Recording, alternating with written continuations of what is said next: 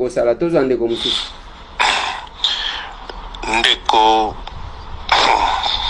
nazangi na maloba na watolanda émission na yo bombo utobeta ya suko oyo c'est pitoyable. Pour commencer tika na pe sombote aux brave ministre ya FCC ya cash ya mwasi akomi makangu ya FCC Fachi azoyokango to azoyokango te.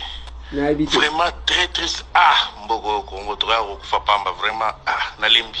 En tout cas nazoye bate tolo bani na mbogo wana vraiment c'est vraiment triste. Ba combattant ba ko se retrouver ndenge nini soki ba combattant ba ko se na biso akeko likangu ya mutu ya FCC.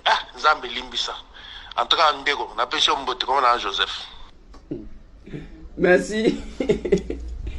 Papa Nanga Joseph, merci beaucoup. Nalobi boye, kozanga koyeba parce que expertise ezate, connaissance ezate. Ministre moko ya mwasi akashi akeko mikotisa kimakangu wana ya yazokosa eke ya yebi ya zanzambe.